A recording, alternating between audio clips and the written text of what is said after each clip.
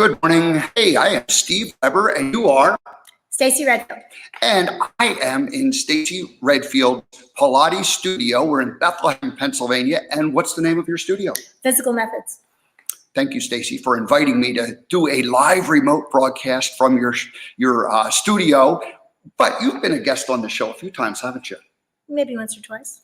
I'm thinking 4 or 5 times. Maybe. Yeah. Maybe. So anyway, what we're going to do today is we're going to, go through Stacey's philosophy of fitness and health and wellness. And we're going to talk about Pilates too. Those earlier interviews that we did were strictly about Pilates, but today we're going to go ahead and, really kind of give a higher level, big picture overview of Stacey's philosophy for health and wellness. So how does that sound?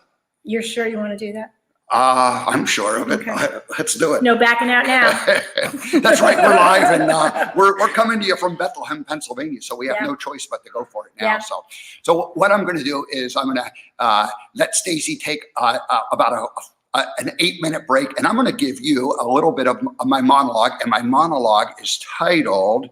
Let's see here. How do I find this? I'm going to tell you what it is. It's called Health and Wellness. And I'm going to essentially give you a little bit of history as far as my awareness of health and wellness and how it's evolved over the years, starting from when I was a child up through today. But it's only going to take about 8 minutes, so it's not going to be a long monologue. And then we'll have you come back. How's that sound? That sounds good. And then you can be the star of the show, and you can tell us all about what health and wellness is all about.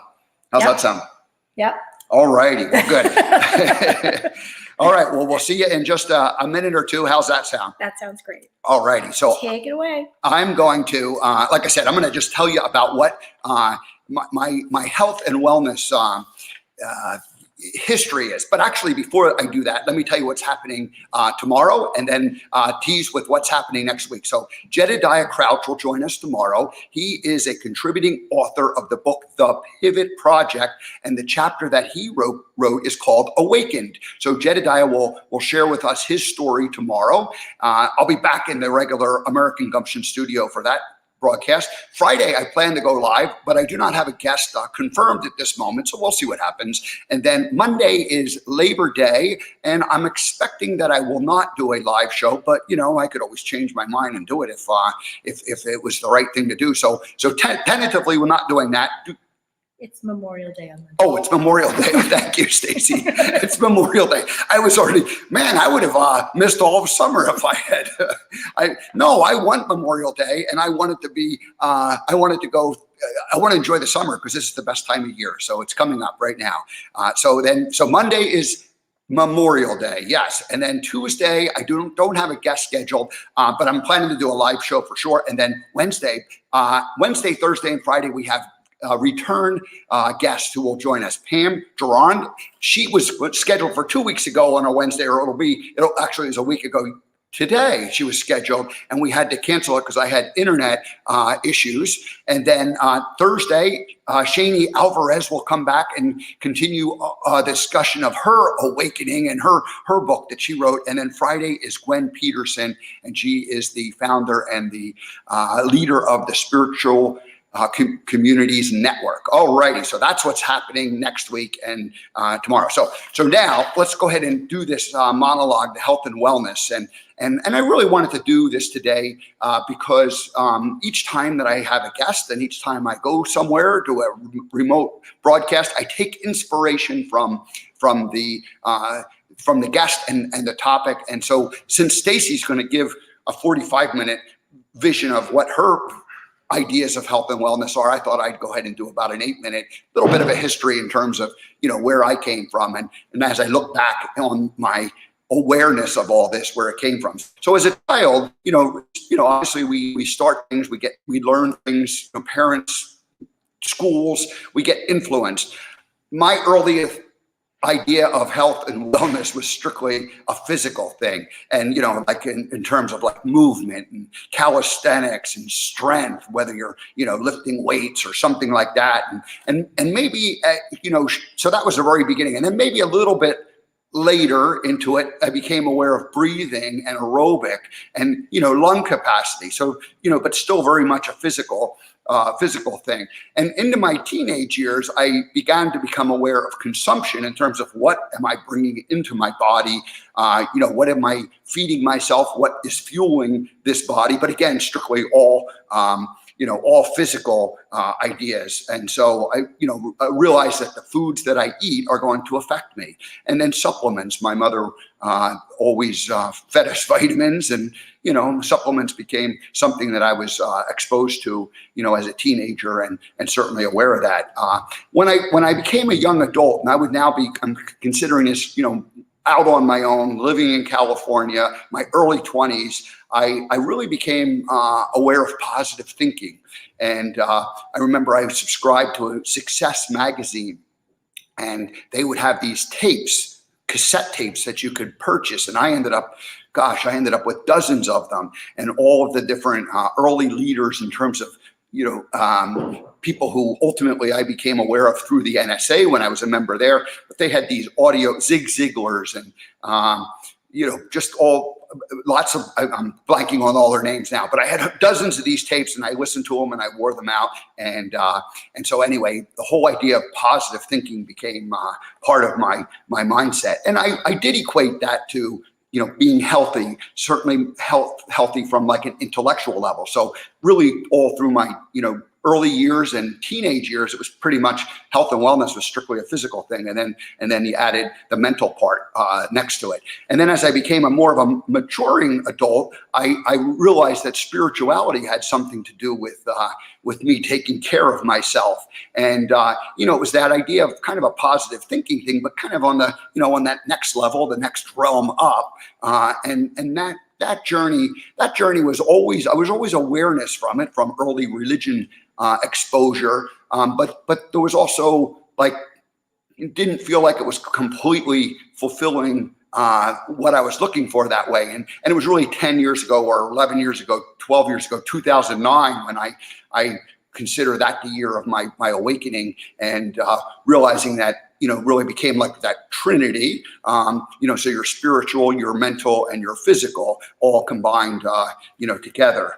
Now, most recently, and I'm going to credit Lauren Archer, who's been a guest on the show at least once, maybe twice, for me adding what I'm calling emotional. And that's really where it's heart-centered. And that was like part of the spirituality realm in my thinking for these last 10 years. But then I came to realize that the emotional, and again, if you think of heart-centeredness and the Heart Math Institute and the studies that they've been doing and teaching, your body has a sensing that isn't coming from the spiritual realm, but is coming from the physical realm. And so then that becomes the fourth category, and that's that emotional, where you just have this knowing because your body is talking to you, or you're learning, maybe more importantly than your body talking to you, you're finally learning how to listen to it and to, interpret what messages it's sending you. So that is really, So I was combining that spiritual and emotional realm, and now I kind of wanted to break that apart. So spiritual becomes its own entity, or I should say, spiritual remains its own entity, and the emotional, becomes its own entity in terms of heart-centeredness, and that, starting from that physicality of the heart and learning to understand what that communication between the brain and the, throughout the rest of the body is saying to you. So, and then the last thing I wanted to just say about the spiritual aspect is that, our bodies you start out, well, I started out believing that I was a body, a physicality with a soul, and now I'm really evolving into believing that I'm this eternal spirit, and I chose to come into this time and space lifetime, and this physical body is the vessel in which I'm living this lifetime, this time and space thing. And, after this, lifetime is over, you return to the eternal. So this is how my beliefs have evolved. So in terms of health and wellness, how these all four fit together to live a happy human experience, and the best human experience is that you need to take care of the body on a physical level in terms of exercising and strength and what you put into it, and then what you feed your thinking, whether it's positive thoughts or negative thoughts, and what your heart is telling you in terms of your heart, meaning your emotions, and what it's what the body's resonating with, and then the spiritual part kind of with the realization that we are this eternal being, and we get to take care of this body and this physicality. So that is it.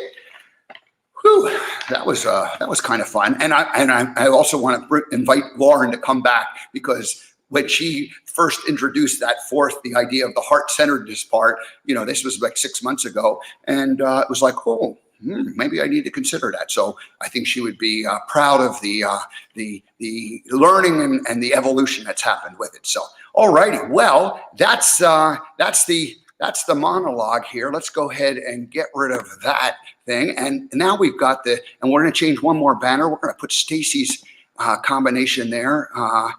So StaceyRedfield.com. She is the fitness misfit, and she is joining us right here today. So hi, Stacey. Welcome back. Hi, thank you for having me back. You're very welcome. So thank you for inviting me to the Physical Methods Pilates studio here. And, what do you want to tell people about this place? Well, for a lot of people ask me how long I've been here. So that's kind of an interesting thing. And I've been here for 20 years. I'm actually in an old warehouse here in Bethlehem, Pennsylvania. And I don't know if you want to rotate around there. You want to let's camera down see. a little bit. Here's this. So if you look, in the background here, it's filled with a lot of very scary looking equipment. And all of this equipment was invented by Joseph Pilates. So it lends the question, what exactly is Pilates? Well, if you really want to be technical, you can do Pilates on Pilates machines. That's it. And that otherwise, if you can't do Pilates exercises on a Nautilus machine. Otherwise, it's called Nautilus. I mean, there's only so many ways the body moves. So people have a tendency to want to brand Pilates exercises as an entity in and of themselves, and it's really not the case. The exercises themselves are applied to these machines. So, you can only do Pilates exercises on Pilates machines. So there you go. So that kind of solves that mystery. So when people want to know what is Pilates, it's like, well, it's a system of exercises that are really designed to strengthen and maintain the posture of the body. Very simple. And so if they're both, like if you're doing Nautilus exercises, or if you're just doing calisthenics, or if you're doing Pilates, in each case, you're physically exercising the body. It's just different, like disciplines or different. It's a different focus. It's really a different focus. When you are lifting weights, that's not weight bearing. There's a big misconception of that. If you want things to be weight bearing, you lift weights. Well, you're not. You're only bearing weight on the muscle. What you want is muscle to bear weight on your bones. It does indirectly to some degree, but for the most part, you really want the muscles to activate correctly, which is a way of muscle contraction called isometric muscle contraction. And that's what, or concentric, there's 3 different ways we could get into that, but it's a muscle contraction that pulls the muscle towards the bone. Okay, it's almost like how it massages the bone, and that's what stimulates your bones to continue to regrow and stay strong. When you're on Nautilus machines, one, they're designed to work with the joints of the body, where Pilates machines are designed to work with the muscular system of the body. Very, very different. All righty. So you got into Pilates many years ago, and it just clicked with you. It resonated, and you went, "Hey, this is for me." And then you not only learned it, you decided to teach it. Yeah. I don't know what I was thinking at that point.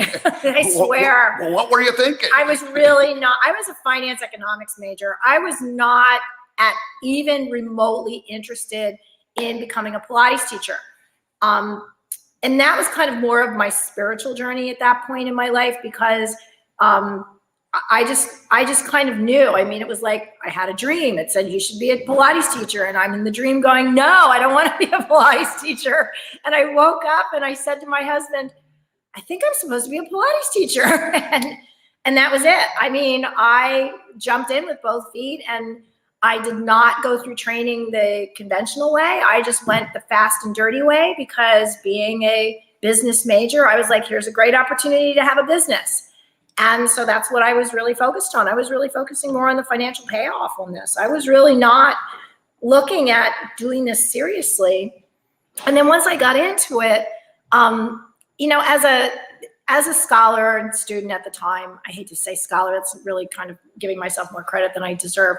But I really felt that if you wanted to understand want to understand how you get somewhere, you know, regardless of what it is you're studying, you need to go back and find out where it came from.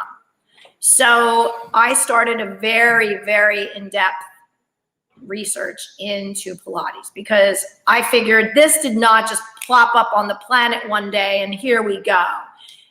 There had to be more to it. So I wanted to understand exactly the beginnings of Pilates. And I went back, oh my God, I went back all the way to the Greek and Roman times, because they were kind of the gladiator era, was kind of like when we are familiar with exercise, you know, because that was, you know, it's a little barbaric. I mean, we're not kind of that barbaric today, unless you're doing CrossFit, but other than that, we're pretty basic. You just alienated all the CrossFit. I did. I'm really sorry. Right. I'm sorry. To me, CrossFit is like, you might as well just take your body and throw it against a concrete wall a few times. That to me is CrossFit. It's personal. It's a little harsh on the joints and on the muscles and everything. Well, the risk of injury is 100%. Yeah. I mean, it's like, to me, it's personally inflicted physical abuse. That's what it is. So, and most of the people that I get a lot of CrossFit people that come in because they injured themselves doing CrossFit. I mean, it's just, to me, doesn't make any sense. It's not what the human body is for. One of my quotes here, I'm always famous for my quotes. One of my quotes is, you only get one body. If you break it, you cannot go and buy another one. Okay, so always bear in mind that the human body functions exactly the same way today as it did from the beginning of time. We're still on version 101. It has not changed at all. In fact, you know, if you need like a tonsillectomy, the surgery is done exactly the same way today as it was when it was invented, you know, and developed. So we haven't really changed a lot in that regard. We do a lot of the same, you know, organs, you know, functions, movement, all that stuff. So, but what has changed is the environment that we have placed ourselves in. So there's more pollution in the air. There's, you know, our lives have become more physical, or less physical. I mean, in a lot of what happened with Pilates, and Joe Pilates used to complain terribly about how unhealthy we were. That's the 1920s. We are still complaining about how unhealthy we are. So we're not getting it. So 100 years later, we haven't learned a darn thing. In fact, we're worse now than we were then.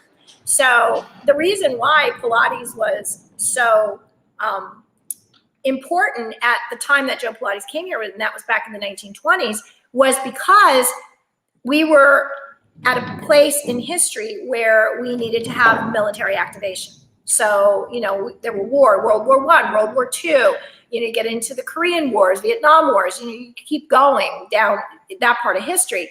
And when Joe came to the United States, they had done a study, and there were not enough physically capable, able-bodied men that could pass the military physical entrance exam.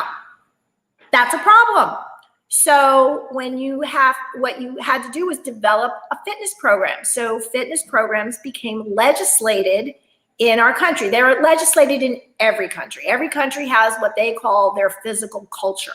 Okay, that's what it was referred to. We now call it physical fitness, but at that time you had a physical culture, and it was the culture of society based on what their ideas and recommendations were for how to be a healthy person. So what you're suggesting is back in grade school when we had PE or physical education, basically that started, you know, years earlier in terms of legislation that said, hey, you guys got to go out there and move around a little bit more. And then schools picked it up and ran with it. Well, it's actually always been a part of society. In the United States, the German cultures really brought that to our country. So when the Germans immigrated, to the United States, and this is long before, it was before Ellis Island closed. I mean, people think everybody came through Ellis Island. That's not how it happened. Ellis Island closed for a period of time once we had reached, quotas of different countries coming here. So there were so many people came here from Italy and so many people came here. So we had a blend of people coming to this country. And basically it was based on the skill sets that they brought. Everybody had a skill set at that time. So, if you needed laborers, you brought in a certain group of people. And if you needed, whatever, masons, things like that. So you had all different types of cultures. They all had an expertise. The Italians were known for tailoring and things along those lines. So, they brought that level of skill to this country. So that's how we settled this country. It wasn't just a free-for-all. You had to have some skill. So, and those were on your documents when you came into this country, is like, what do you have to offer us? So, that's changed a little bit now. I mean, even at that time in history with Joe Pilates, when I had to pinpoint exactly when he was able to open a studio, he had to have applied for citizenship in order to own a business at that time. You couldn't even get a phone number in the United States unless you had an application for citizenship filed.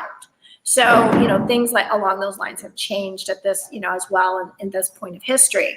But, nonetheless, when Joe Pilates came here, his goal was to physically condition the country and bring what knowledge he had, to New York City. That's as far as he got. So to New York City. So the rest of us carried it outside of there. But, and that took a long time, believe me. Pilates did not leave New York City until, oh my God, the 50s. I mean, that's how long it took for people to really take and embrace this as a wonderful way to condition the body. And that is still today. I mean, we're talking 100 years later. I still am dealing with people that are discovering Pilates for the first time. My business has not slowed down at all, with the exception of the pandemic. That's it. And 20 years in this location. In 20 years in this location. And I do not advertise. So you just open your door, and you must have put some word out there at the beginning, but you got some momentum going, and now it's just been this ongoing thing, and people show up at the studio. They kind of come. You have to do it by more of an appointment basis. People come in, and you do group sessions, and you do some individual sessions, and you basically just work around people's schedule and your schedule.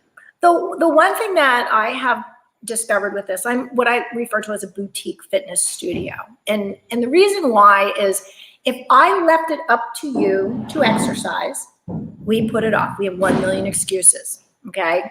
It's too hot. I'm too tired. I have too much to do. Yep. So physical fitness, and this is really my opinion. You should never let me give my opinion. So here's my opinion. If you did not brush your teeth every day, your teeth are going to fall out eventually. Something's going to go wrong. If you did not feed your dog every day, eventually not going to look so healthy. Physical fitness is exactly the same way in your body. If you do not exercise the structures, okay, muscles, bones, breathing, that type of stuff on a regular basis, you stop looking so good. Your body doesn't function well. And it's really important that becomes a part of your life. To me, it's the foundation of the body. So, you brush your teeth every day, you bathe regularly, we hope, you feed yourself regularly. Exercise is part of that. It's a necessity. It is not an option. What has changed, though, a lot is the fact that as a society, we've become very focused on sports, and people do not play sports forever. That is not exercise. That is an activity. Okay, there's a big difference between exercise and activity. So the guys or gals playing softball once or twice a week, it's more of an activity than an actual exercise. When you and I were in school, it's called an extracurricular activity. There you go. Okay, but at that time, I mean, I came through, my elementary years in school with, Go You Chicken Fat Go from the 1960s, when President Kennedy put together guidelines for exercise and fitness. And the physical fitness test, again, was something that was put together as a way to test for your physical fitness skills. That's not even done anymore. I mean, a lot of schools don't even do it. And the percentage of failure on it was over 50%. So, that's kind of scary considering, the fact that we're very vulnerable as a country in the event that somebody decides to attack us. We're kind of screwed. Okay? We're not, a lot of us, we're not. Lots of people aren't in that great a shape. Well, I think that, and I don't mean to get political on anybody on this. That's not my goal here. But the pandemic kind of proved that. To me, that was really, the actual result of a society that has been allowed to kind of let themselves go. So one of the things that I see all the time here is, we talk a lot about breathing. And, people think you just do that for yoga and it's for relaxation. It's not. I mean, breathing is a main function. You die because you stop functioning, okay? Not because you stop looking good. So your main function that runs everything is your respiratory system. So when people talk about a strong core, for me, that's your respiratory system. We have some noisy neighbors, so I apologize. When we did the interviews, when I wasn't here, you would apologize a few times, and I didn't always hear it as much. But now that I'm here, I can actually hear it. Yeah, you can really hear it. It's a little distracting, but that's okay. So just to give you an idea here, I'm in an old warehouse that was actually an underwear factory back in the 1920s. So, well, the guys who were working at the steel mill here from Bethlehem, they needed to wear something. Yeah, they needed to wear something. So underneath their work trousers. But what's really interesting is when World War II broke out, then they made parachutes with this, because they made silk. They used silk, so they were used for parachutes for the military. Anyway, so I always felt that I was very much at home here because Joe Pilates came in the 1920s, and so this has really been silk underwear. Joe probably did, yeah. He was very interesting. So I mean, Joe Pilates, just to give you an idea, he wasn't exactly your picture of health. The man smoked about 5 or 6 cigars every day, and he drank about a pint of whiskey every day. I mean, he had to have smelled like so lovely working with people, but he was a bit of an alcoholic, and he actually did die from emphysema. So it's not, I mean, there's the irony of it. So the man did not exactly. So he had the muscle part down really well, but the respiratory part he didn't take care of as well. Well, and that's what's so unusual about that idea, because Joe was just on breathing constantly. That was his thing. You must breathe. He had a very heavy German accent, so he would say, breathe. You couldn't not even breathe. So, but at that time, smoking was a thing, and especially in the European side. So all Europeans, in fact, today are still smokers. Not that doesn't help in terms of lung capacity. I will say that my clients that are smokers are awesome breathers because they're used to constantly drawing into the lungs. The drawback to that is it kind of is a little toxic and it will kill you.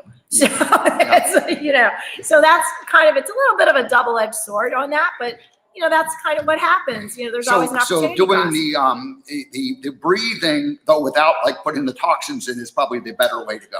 It is, and I have worked on this a lot because there's over 100 different ways to breathe. I like to think my way is right, but they're for different reasons. I have a breathing system here, which is in through the nose and out through the nose, which is to develop the respiratory function. So your respiratory system is the most muscular function in your body, okay? You have muscles. The muscles for breathing start here in your nasal passages, and they go all the way down to your torso. So your entire head to torso is where your muscles are for breathing. So your abdominal muscles are part of that function. So people focus a lot on the abdominals. Well, the abdominals aid in exhalation. That's their job, okay? That's their function. So you can't just have half the function because there's a whole other part of it for inhalation. So, one of the things that I will teach people is you do not work in groups. There is no such thing as muscle groups. Your body does not understand that. You are programmed for a system. It is the skeletal muscular system. So that's why it works the way it does. Muscle tissue is transplantable. I can take muscle tissue from anywhere in my body, plant it somewhere else in my body, and it will function as muscle tissue. not as a group. So there's a little bit of it's very misleading over the years. I will say that the fitness industry is $1 billion industry. Lots of opinions. Oh my God. And they don't really care whether or not you are healthy. It becomes down to follow the money type of thing. So, you know. Can I go back to the breathing just for a second? Sure, absolutely. I like that you said that in through the nose and out through the nose. And as I was really developing my meditation practice a few years ago, that's when I really was focusing on my breathing. Now, before that, I had done what I'll call cardiovascular things, right. But I didn't, like I was breathing, in order to make it work, but I wasn't paying attention to it. So in terms of thinking about the breathing and becoming aware of it, it was really through the meditation practice that I started. And I personally like the in through the nose and out through the nose. Right. And yet lots of times I would be in a meditation with someone leading it, and they would say in through the nose, out through the mouth. And it never felt comfortable for me. And I just at some point decided, you know what, I'm just going to do it my way because that feels better for me. Yeah. Why do you think in through the nose and out through the nose as opposed to in through the nose and out through the mouth?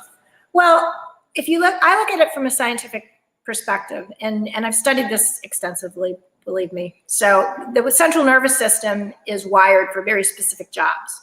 So your central nervous system is pretty much your electrical for your body. If you think of your house, there's a switch, this wire goes to this switch. Your body's exactly the same way. So each nerve line has specific function or affects specific functions in the body. Your respiratory system is the only system, that has 2 nerve lines to function. Why? Because you need a backup. In the event that the nose fails, which is the most efficient way to breathe because of the way that it's designed, it's to warm the air before it goes into the lungs. But in the event that you're stuffed up and you have a cold, you need a backup. So that's why you have your mouth. Yeah. So when you are developing, the central nervous or the respiratory system, the breathing in through the nose is the way that the body is designed. That's your first one. In the event that you cannot breathe through your nose for whatever reason, then you have no other source other than to use your mouth. The only problem with that is too much at one time. So anyone who has asthmatic issues, that can trigger an asthma attack because your body doesn't necessarily understand when that much oxygen is coming at it. So it sees it as a problem, and that will start to release histamines into the body, and it can literally throw you into an asthma attack. So there's a lot of things that can happen as a result. So, the breathing in through the nose and out through the nose, I find out through my research, is the only way that Joe Pilates wanted you to breathe. He only advocated nose breathing. Well, because it's just scientific. That's just the way it works. All right. So, yeah. So a few times I've ridden my bike, or I was out exercising in the cold, and you're like using the mouth because you need to get more capacity, and you end up burning your lungs. I call it burning the lungs because you bring in that cold air all at once, and then all of a sudden it was like you end up with a little bit of a cough after that, because and the same thing when I started riding my bike over some of the hills here in eastern Pennsylvania. You're going up the hill and you're like trying to suck in as much oxygen. Yeah. So anyway, well, I can tell you just on my whole thing on cardio, I am not a fan of cardio. I'm really sorry. I know. I'm going to tell you why. To me, cardio is an unmonitored stress test. So when you go in for a stress test, they hook you up to a machine, they run you like a mouse on a wheel, and then they see how much your heart can take. Now that's in a monitored environment. Now, if you are a runner, you are not in a monitored environment. So when you've heard the term hitting the wall especially can't go any further, just like kind of out of when gas. You hit the wall and people will stumble and fall. So here's the technical, and I'm really sorry. That is what it looks like when your body is dying. That's dying because your body has no oxygen left and it's literally starting to shut down. So it's your body's defense to what you're doing, which is you basically have depleted all ways for it to get oxygen. So when you are out running in cardio, and here's the misconception, is that you want to get to where you're burning fat, because we think as society that we need to burn fat because that's going to keep us thin.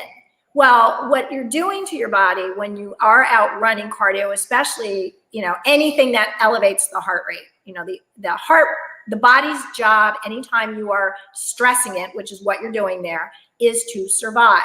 So it is doing everything possible in order to survive. That means it's going to try to oxygenate. The heart rate is going to increase. Your breathing is going to increase. You're going to start to huff and puff. And eventually your body's just going to say, that's it, and shut it down. So if you are not oxygenating at the level that your body needs in order to function properly, it's going to find other resources within your body to burn as a fuel source in order to keep it running based on the activity that you are challenging it with. So eventually you get to a point which is what is called oxygen debt, which is about 20 minutes into any type of a high intensity workout. And at that point, your body starts to burn another fuel source, which is going to be your fat reserves. So, you're burning fat reserves, but you're also polluting the inside of your body in order to do it. It's just like exhaust in a car. If you sat in your car and were breathing in the exhaust, eventually it kills you. Your body is going through the exact same process. So, in terms of your fat reserves, it's like, it's fine. But the amount of stress that you're putting on your body in order to do that, it's not worth it.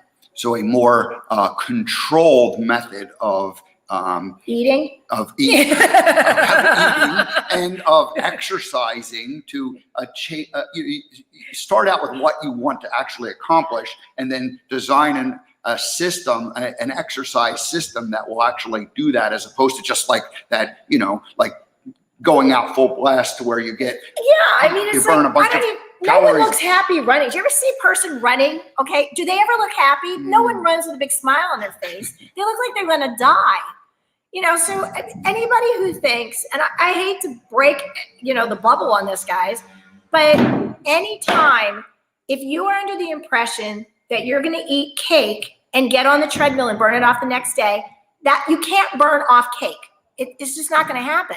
You will burn off the calories that are associated with cake, okay, which is a random number that came up in like the late, early 1900s. I think Harvard Medical came up with calories. It was late 1800s. I remember that. Okay. So they came up with a system of counting calories, like how long it takes for food to burn off in your system. So when you eat food, it has a calorie associated with it, and it goes into like a bank. You have to think of it as a bank. And as you are active, it draws that energy from the bank. So calories burn constantly. Okay. I always say your entire existence is made possible by a muscle contraction and a calorie burn. Happens 24/7. If you are not burning calories and muscles contracting, you are deceased. Period. That's it. So you have to be always burning calories. So what is important is the source of those calories. Your body needs nutrition. You can't just keep throwing calories that are associated with food into your body. Get on the treadmill, burn it off. You will not be healthy at all. You will not be successful to be a healthy person. Sorry. So now we're moving really from that physical, like, okay, movement and we'll just call it exercise, whether it's Pilates or Nautilus or calisthenics or whatever, into what is actually going to be input into the body, consumed, and so that the body can run at a finely tuned engine. Yeah.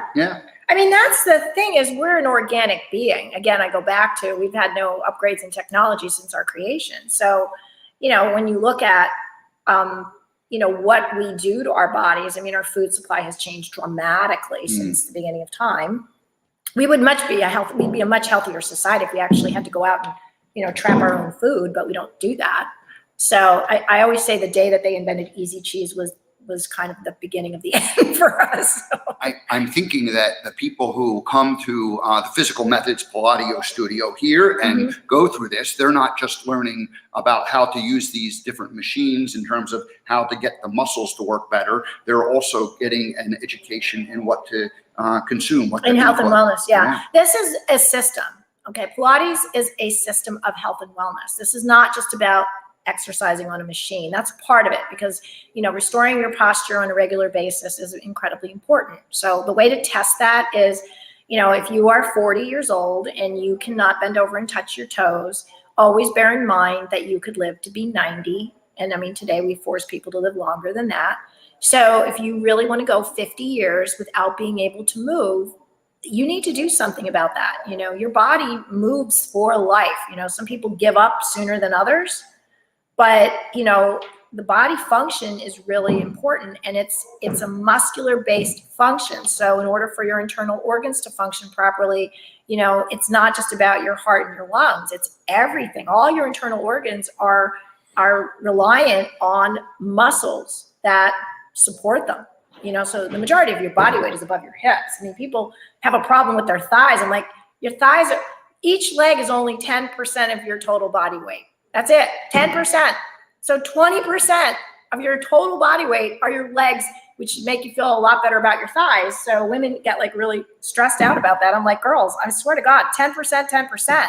So if you have a problem with your thighs, you should worry about that 80% that they have to hold up, okay? Because your legs are responsible for holding up your entire, you know, structure of your body. And that's a lot. So, you know, when somebody comes in here and I have to look at where their weight distribution is, it's like I have to stay focused on making their legs strong enough to support 80% of their body weight. So it's very, I know you thought you never used math after high school. I swear to God, you need to do the math. And, you know, so it's really important that, you know, when you're looking at the muscles and how they're distributed through the body, how they're designed for movement, that you're not giving them more than they are designed to do, because that's how you end up tearing them.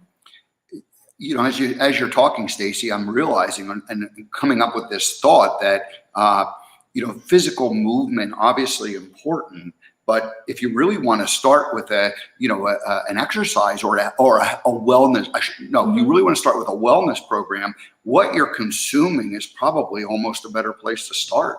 Yeah, that's the hardest part, because everybody wants to exercise to lose weight, and you don't. You exercise to maintain the structures of your body. That's it. That's the end of the sentence there. You diet to lose weight. So if you're going to exercise to lose weight, you're not going to be as successful as if you just diet to lose weight. So I look at it, the way that I look at food consumption is it's weights and measures, not calories. I do not count calories. I mean, it's like anything that, I always say, anything that has a nutritional information label on it, you should not be buying. Okay, if you have to look at labels that much, you don't belong eating that anyway. So you don't go into like, you know, you don't buy a chicken and it tells you the breakdown of nutrition on it. It just doesn't do that. It's bananas, oranges, bananas, they don't anything like that. You know, so those are things that you have to keep in mind. Now, granted, we eat a lot of garbage. I'm sorry, processed prepared foods. I mean, I love a bag of chips every once in a while, and I have a serious addiction to licorice. So if anybody from, you know, Twizzlers is watching this, oh my gosh, you could be the spokesperson for Twizzler. I swear, it is such. I mean, everybody has their thing. Now, do I consume it every day? No, but I'll tell you what. You know, just don't even. I can't even keep the bag near me. But I think what's really important is you have to look at the volume of food you eat in a day. You know, I mean, if you drink, like what you're supposed to drink is half your body weight in ounces in water in a day. Okay. I mean, half your body weight in ounces per day. So if you weighed 100 pounds, so you want to drink 50 ounces. If you weigh 200 pounds, you want to drink 100 ounces. Right. Oh, that's a lot of water. I mean, it's not that much. It is though at some point, because it's really challenging, you know, because you're constantly in the bathroom. Oops, here's the water. I wanted to just so water, we like water. But water has weight to it. Okay. So water has weight to it. So a 1 gallon bottle of water weighs about 8 pounds. So if you're drinking half a gallon of water a day, you know, just to be, you know, you're putting 4 pounds of water on you. That's a gallon's 128 ounces. So so that would be 200. So you would drink a little less than a gallon would be the right amount for someone who weighed 200 pounds. It's a lot of water. That's a lot of water. I think that's a lot, and that's basically what they're saying in terms of guidelines. I mean, your body is the majority of your body. Okay, is water and salt. That's it. We're minerals. We're a mineral source. So, you need to replenish that. And I just got into that. My next thing that I'm going into, and I don't mean to segue, but is I'm really more of a holistic practitioner in a way. And, so I always try to find the natural solution first before I would go to a chemical solution. Only because your body does not process chemicals as well as it does natural. So you need to find things that are more organic, only because we are organic beings. So, and this is not a big push for, natural medicine, but it definitely does help in terms of how your body responds.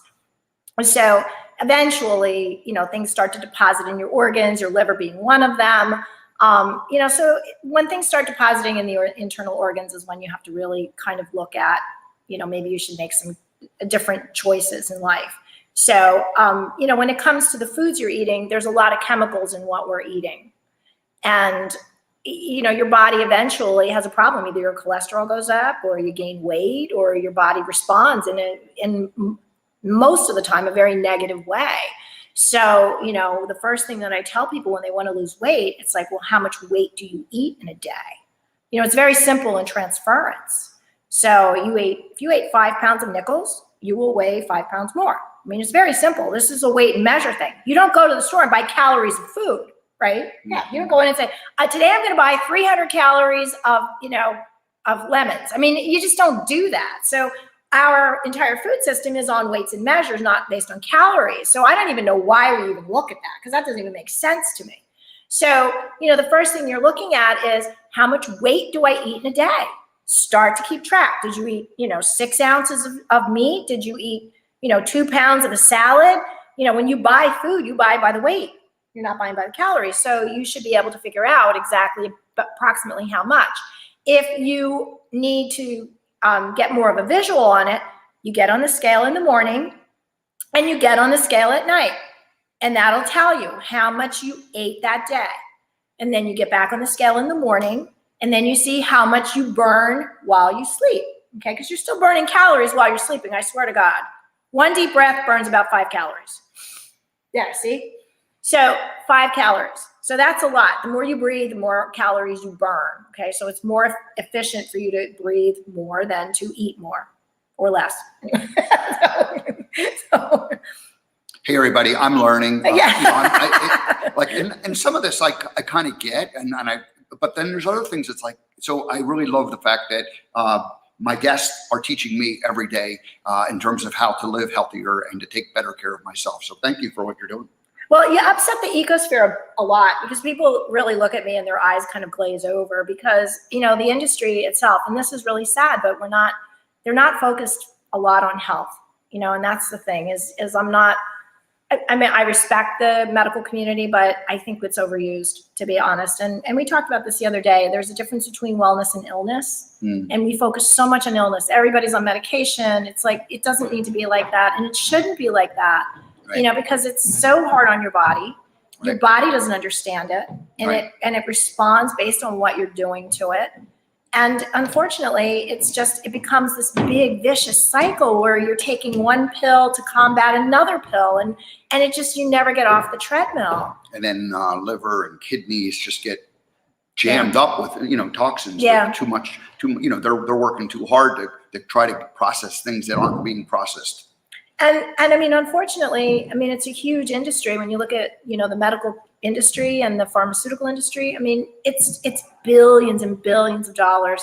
So sad that the 3 biggest industries that pertain to health are the ones who are not necessarily the best proponents for living that healthy lifestyle. It's basically, how much money can we make off of it? So the only thing that I can say is I don't know what will happen the day that we all become healthier people and we don't need to go to the doctor anymore, in order to survive. So, everything that we do today is based on survival, to live a little bit longer. And you can take this pill and you'll live maybe another year, and you take, do this treatment and maybe you'll live another 2 years, and instead your entire life now is focused on running from doctor to doctor to doctor for treatment to treatment to treatment. And you haven't lived your life at all for that period of time.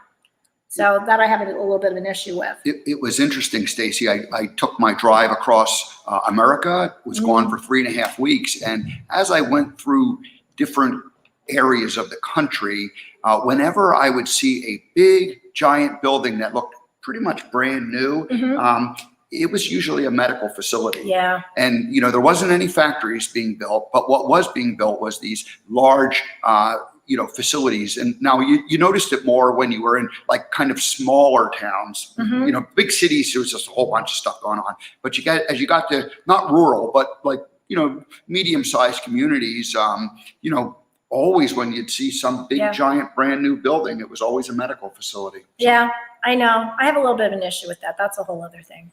Because that's our issue here in this area is the networks have just taken over. And unfortunately, we no longer are made responsible for our own health. And, that's part of what I do here is just to help people, give them that control back. In the last, 9 minutes or so, let's kind of shift gears and really talk, focus on that, taking care of yourself, because it becomes gumption is real. The way I define gumption is personal responsibility for your thoughts, actions, and interactions with others. Right. Well, if you take it for your thoughts and your actions, that's really what we're talking about in terms of taking care of ourselves. Taking that responsibility for all of your life, but specifically your health, and then that involves what you do in terms of consumption, and then what you do in terms of movement. Absolutely. I always say your body has to last a lifetime. That's it. We don't know how long that's going to be. It just depends. And our lives become shortened for a variety of reasons. You can't control everything. But for the most part, this is it. You get one shot at this. There are no do-overs. It's not like you can say, well, I want to go back to when I was 30. You don't get to do that. You can only go forward and do your best to try to, fix some of your errors in life in terms of how you take care of your body. But this is one of those things that sometimes we start to do it too late in life. And it's usually when something goes wrong, all of a sudden everybody wants to run to the Pilates studio and make me fix it for them.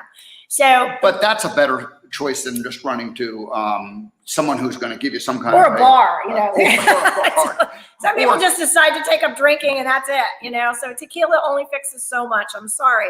But I say there's always one of three things. When people come into the studio, and I've had this, I will say though, what's very interesting, the younger generation is really getting a little bit more of a light bulb on that sooner than us old folks. So there's hope for the next generation. There is hope for the next generation. Awesome. But I always say when people decide to come to Pilates, it's for one of the 3 Ds: death, divorce, or disease. So when something really traumatic happens in your life is when you want to make change. Sometimes that's too late, unfortunately, because sometimes you just can only do so much. So, I always say I can make people comfortable as they go through the rest of their life, but I can't always take back or fix things like, damages. Like, people come in with, I've had people with like crushed feet and vertebrae removed and, knees that needed to be replaced. And those things really could have been avoided if you would have done some regular form of exercise. So I get people after they've had their hip replaced or their knee replaced, where if you would have continued to do some type of regular maintenance, physical maintenance on your body, it's no different than a car really. But you would have had a better result and that could have been avoided. When I turned 55, and I just remembered it because we were on a family vacation and my birthday occurred during that time. And I realized at that moment that I was no longer young. Up until that point, Stacey, I always thought, oh, I'm young. And I thought of myself as young. And then at that point I went, oh my gosh. And it really was a matter of my body not recovering, not responding like it always had. And while I wasn't like overly abusive throughout my life, there was certainly a lot of cumulative things that had taken place that, and so I went, oh my gosh, I've got to make some changes here. And it wasn't like, for me, it wasn't that radical, like smack upside the head, but it was certainly enough of a wake up call that I went, oh my gosh, I got to take better care of myself. Otherwise, I'm going to end up being the guy who can't touch his toes and move and be able to go out and move around. Well, the one thing I always share this story because there was a client of mine. Her name is Marie Smith. I hope you're still with us, Marie. I know she moved to Hilton Head a few years back, and she played tennis every single day. This woman was in her 80s, and she could never remember how far into her 80s she was. That was really funny. But I asked her one day, I said, so Marie, what's it like to be old? And she looked at me and she goes, well, I don't feel old.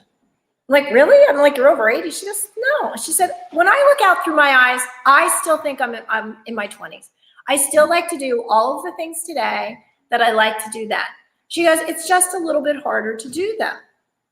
And I thought, well, that is like the most profound thing that anyone had ever said to me. Because I don't look at myself as old. Yes, things change. And yes, there's a few more lines and wrinkles.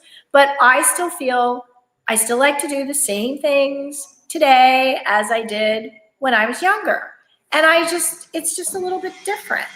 So I thought of that as being a really great way to live your life, is to not really realize that you are getting older. Keep living your life that you love, find what you love and do it. And don't buy into, well, you're old and you can't do that anymore. Because I just don't believe that. I think that you should continue to do, but there's things you can do to make those activities just a little more palatable, because if you can't bend over and touch your toes, you can stretch out. That doesn't stop. Movement continues to regenerate for your entire life. There is no such thing as your muscles mature, you're done, that's it. There is no such thing. Your bones will continue to regenerate if they are stimulated properly. Your muscles will continue to regenerate if they are treated properly. Your heart will continue to run. It's a muscle. If you overrun it, it is going to respond negatively. Okay. People have heart attacks on the treadmill all the time, all right? So overall, what we want to do is develop an awareness of our body as a system. And then how do you take care of that system? And it involves what kind of movement you give the system, like whether you're, oiling certain joints and just making sure that certain muscles are strong, and then what you're feeding your body so that it, it has the nutrition that is actually helping it, as opposed to, one step forward, two steps backwards kind of thing with what you eat. And then, of course, and naturally the mindset too. We didn't really talk about that. We don't have time today to get into that, but, when you look at that whole system, that becomes the kind of a way of life, a system. That system thinking is the mindset part. Well, if you take care of the body, okay, the mind takes with it, goes along with it, so if you're making those positive steps forward, this will follow. This is really important. But when you feel good in your body, you're going to feel good in general. It gives you a level of happiness. So if you're not feeling good in your body, check in. If it's up here, it's your body's way of telling you that maybe you need to pay attention. So if you fix one, everything else kind of works together. It's a system. You have to treat it as a system. I'm going to give you the last word. What would you advise someone who's realizing that they're not as young as they used to be and they want to have a healthier lifestyle? Where's a good place to start? Well, the first thing you want to do is commit. That's the first thing. Is once you make that decision, what I do caution people to is don't go out and run a mile. Okay? That's not how you start. Start with things that are simple. Go through your pantry and throw out stuff that is not good for you. Right. Get rid of it. If it's not in the house, you're not going to eat it. Reach out for help and support, because there's so many people out there that are happy to, guide you, in a way. My door is always open. You can always talk to me. I don't charge people for just asking for my opinion. So it's and if you do want to contact Stacey, staceyredfield.com, her website right there floating along the bottom. Thank you. So yes, reach out to Stacey. She's wonderful. That's how we met, is I just reached out, and then you became a regular guest on the show. Yes. So thank you so much. So yeah, and really take care of your bodies. I have such a love for humanity and, you know, what you have to offer. And, you know, just the joy and happiness that I have just by sharing my information with people is worth every bit of it. And I just think that everybody, you know, should live a happy life. So go out there, do it, have at it. My life has been happier because I got to come to the Physical Methods Pilates studio today and to hang out with you. This has been wonderful, Stacey. Thank you. I am glad you enjoyed yourself. Yeah. Maybe we can do it again. I hope so. It'd be nice. All right. The more we can share with people, the better. Absolutely. So, yes, we'll continue to spread the joy. All righty. Well, we're going to wrap up here. I'm just going to let people know that tomorrow is Jedediah Crouch, and he is a contributing author of the book, The Pivot Project, and his chapter is called Awakened, and he is going to tell us his story. And he had a real story of, he had a harder awakening in terms of like, oh my gosh, I got to make some changes here. Mm-hmm. So he's going to share that story. But he's made those changes, and he's actually helping others who need to make a pretty dramatic change in their life. So that's what Jedediah is going to share with us tomorrow. And then next week on Wednesday, Thursday, Friday, we have return guests, Pam Gerard, Shani Alvarez on Thursday, Pam on Wednesday, and Gwen Peterson on Friday. I'll be here certainly I'll be doing a live show tomorrow and on Monday and maybe on Memorial Day, but probably I'll take the day off. We're not sure about that. So, anything last as before we sign off? No, thank you for having me. I'm happy to, it's nice to be able to share. Thank you. All righty. Well, thanks a lot. We will see everybody tomorrow. Have a great rest of your day. Bye, everyone.